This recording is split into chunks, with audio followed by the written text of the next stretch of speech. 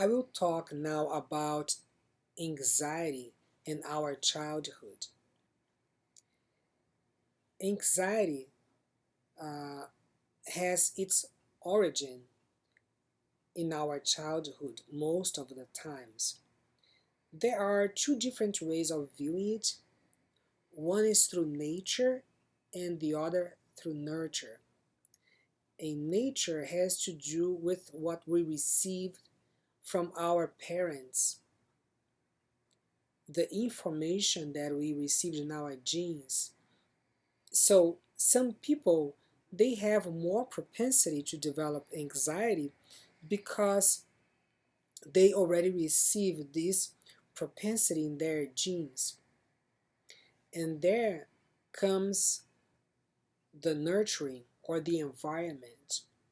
So let's say that you have this propensity to develop anxiety, and then you have a difficult childhood. You didn't feel protected, you didn't feel safe, there was some trauma, you didn't feel connected to your caretakers, you didn't feel loved. So then you might develop anxiety.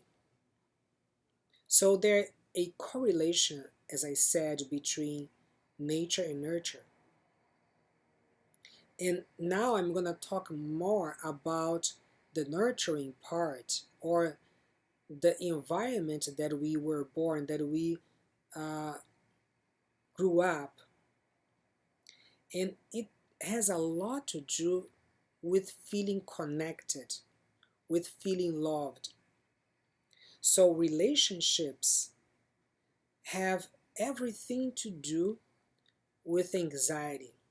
That means that if we feel connected to a human being, if we feel loved and protected, then we feel more secure, more confident, less anxious, more relaxed.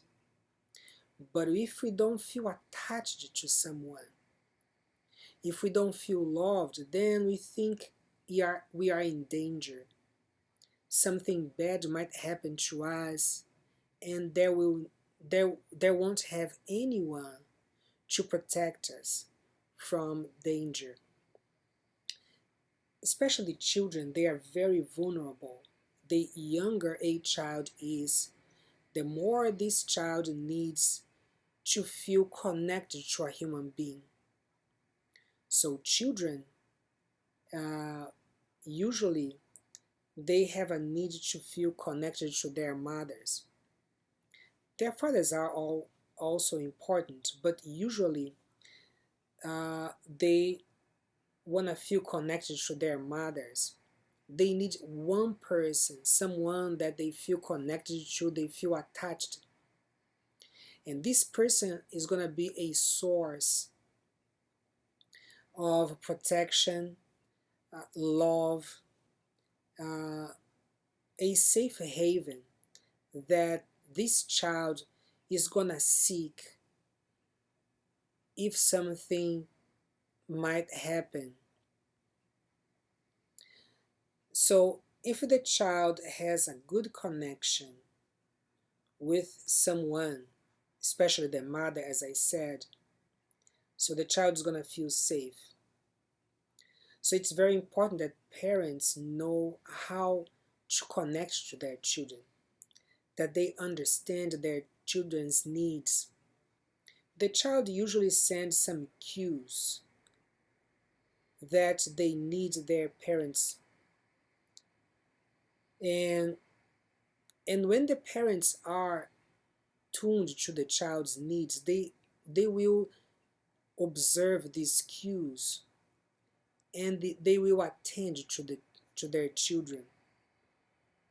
So it's very important that parents know how to be affectionate through touching, uh, through their like body language, uh, and that they know how to talk to their children, how to listen to them, how to be understanding, compassionate, and how to show love. And when parents understand their children's needs and they are present for their children, then their children will feel safe, they will feel protected. That means that they are going to feel relaxed and calm. So there are times when children become uh, insecure and they might feel bad and anxious, and they run to their parents, especially to their mother, as I said, as a source of comfort. If the mother knows how to help her child and she regulates the child's feelings, so the child is going to become relaxed again. And with the time, the child will absorb uh, that love, that affection from their mother. And when the child becomes an adult and the child has a problem, a difficult situation, the child is gonna go to that part of their brain where they can remember their mother's love and affection and compassion and understanding. They will pull from that memory and they're going to be able to regulate their own emotions and they're going to become calmer. So, what happens when a child doesn't feel really protected and connected to her parent? So, let's say that a parent doesn't know how to soothe the child, or also this parent is not present and the child is alone. And children, they are very dependent. The younger a child, the less this child can be alone without feeling insecure, afraid, and sometimes terrified.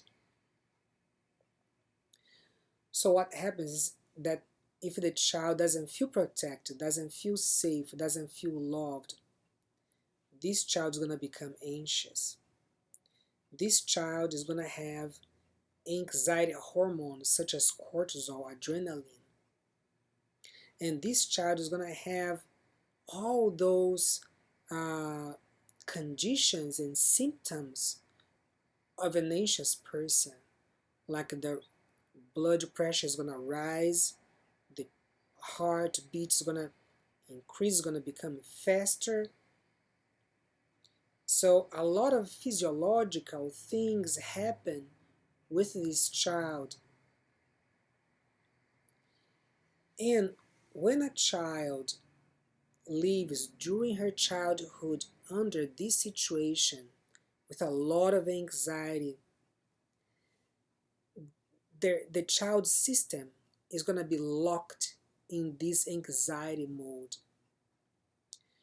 because when we are children, we are learning about the world. We are learning if we live in a safe world or not, if we can trust people or not. If when we are children, we don't feel really protected and loved and secure and confident with the most important people in our lives, that means that we think that in our child that people are like that, we can never trust them. The world is really dangerous. So our brain prepares us for a dangerous world, for uh, untrust, like not trustworthy people, and we can never relax. We are always anxious. If we are in our job, in our work environment, we think we cannot trust people. We are afraid of them. We think that they might not like us. The boss might maybe do something like might fire us. And we cannot trust our partner either, because we think that our partner is like our caregivers in our childhood, that our partner doesn't love us and doesn't understand us.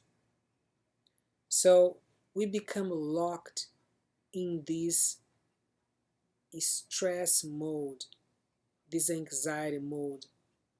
So this is a kind of summary and uh, like fast explanation about anxiety and how we become anxious. And sometimes it might also be because of a trauma that we lived in our childhood and that might develop anxiety as a consequence of that. But if you want to know more about anxiety, I would ask you to tune up to my videos, and I will always have something new explaining about anxiety and other issues.